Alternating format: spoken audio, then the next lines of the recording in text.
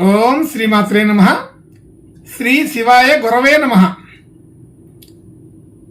యః కర్త జగతాం భర్త సంహర్త మహసాం నిధి ప్రణమామితమాదిత్యం బహిరంతస్తమోపహం. వీక్షకులు నమస్కారం.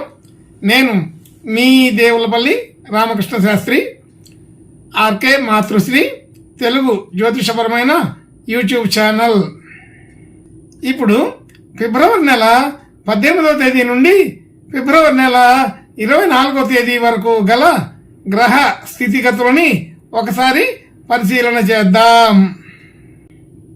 కుంభరాశిలో సూర్యగ్రహం, శనిగ్రహం, అలాగే మీనరాశిలో రాహుగ్రహం, మేషరాశిలో గురుగ్రహం, వృషభ రాశిలో చంద్రగ్రహం, అలాగే కన్యా రాశిలో కేతుగ్రహం, మకర రాశిలో బుధ శుక్ర కుజ గ్రహాలు సంచరిస్తున్నాయి.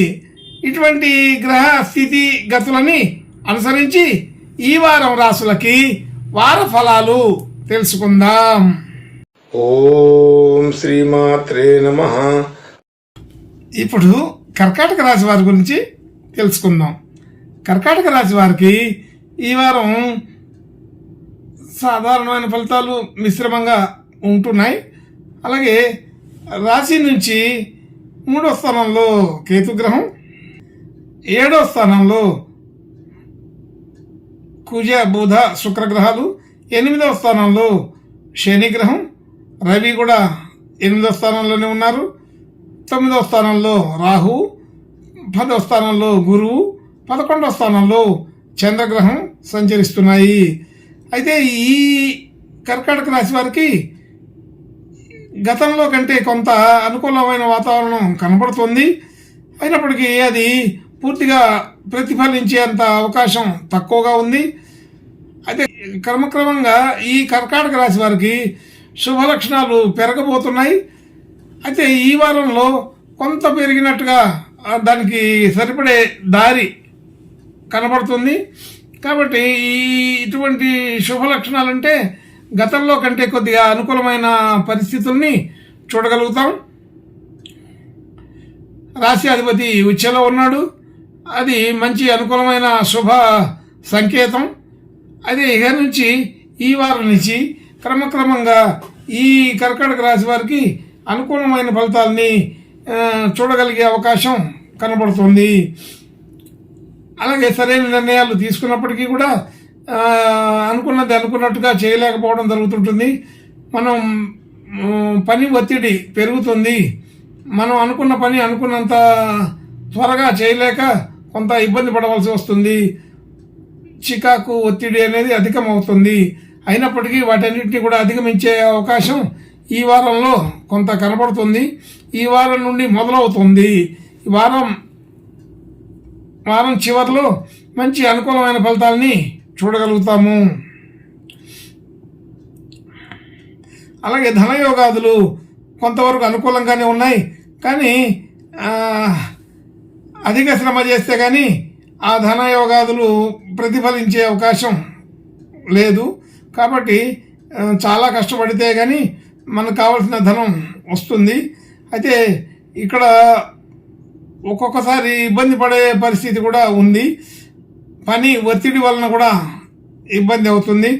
ఆర్థిక మూలాలు క్రమక్రమంగా పెరుగుతాయని కూడా అర్థమవుతుంది. అయితే పెరగడం కోసం తాపత్రయపడితే ఒత్తిడి ఎక్కువైపోయి అలసిపోయే అవకాశం కూడా ఉంటుంది. అలా సమస్యపూర్వకంగానే ఆర్థిక విధానం ఉన్నదని తెలుస్తుంది. అలాగే కుటుంబ సభ్యులు, బంధుమిత్రులు అందరితో కూడా మంచి సఖ్యత, అనుకూలత ఉంటుంది.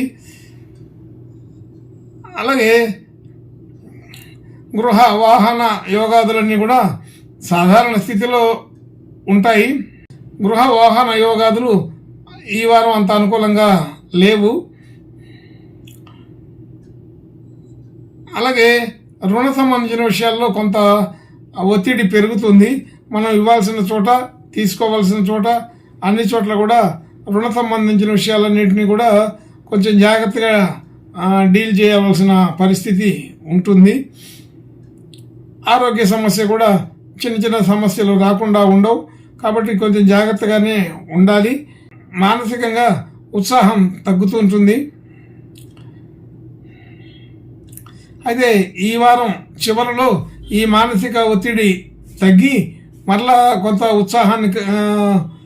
కొంత ఉత్సాహాన్ని చూడగలిగే అవకాశం వారం చివరిలో ఉంటుంది. భార్యాభర్తల విషయంలో కానీ, భాగస్వామ్యుల విషయంలో కానీ ఎక్కువగా ఇబ్బందులేమీ లేవు, సాధారణమైన ఫలితాలే ఉన్నాయి. అలాగే అష్టమంలో శని, అష్టమ శని వలన కొంత ఇబ్బందులు ఉన్నప్పటికీ సూర్యగ్రహం వచ్చి చేరి ఉండడం వలన ఈ వారం కొంత తగ్గే అవకాశం ఉంది. కాబట్టి శని దోషం ఈ వారం కొంతవరకు కంట్రోల్ అవుతుంది. అయినప్పటికీ కూడా దాని ప్రభావం వల్ల మానసికంగా ఒత్తిడి చికాకు ఉంటే దానిని దాటేసుకోవడానికి శనేశ్వరునికి తైలాభిషేకం అనేది చేసుకోండి. కొత్తగా పెట్టుబడులు పెట్టడం, కొత్తగా ఆలోచన చేయడం, కొత్త వ్యాపారాలు చేయాలనే ప్రయత్నం చేయడం ఇలాంటివన్నీ మానుకోవాలి. ధనాన్ని మరో చోట పెట్టుబడిగా ఎక్కడా కూడా పెట్టకూడదు. ఎవరికి వడ్డీగా ఇవ్వడం అట్లాంటి ఆలోచనలు కూడా ఈ వారంలో చేయకూడదు. సరైన నిర్ణయం కాదు. మరలా తిరిగి రావడం కష్టం అవుతుంది ఎక్కడ పెట్టుబడి పెట్టినప్పటికీ కూడా. అలాగే భాగ్యస్థితి, గతంలో చేసిన పనులు ఉపయోగపడతాయి, ఇప్పుడు ఉపయోగానికి వస్తాయి. దానివల్ల కీర్తి గౌరవం పెరుగుతుంటాయి. అటువంటి విషయాలు విని కొంత ఆనందం పొందగలుగుతారు. అలాగే ఉద్యోగ స్థానంలో గౌరవప్రదంగానే ఉంటుంది, ఇబ్బంది లేకుండానే ఉంటుంది, గౌరవప్రదంగానే ఉంటుంది.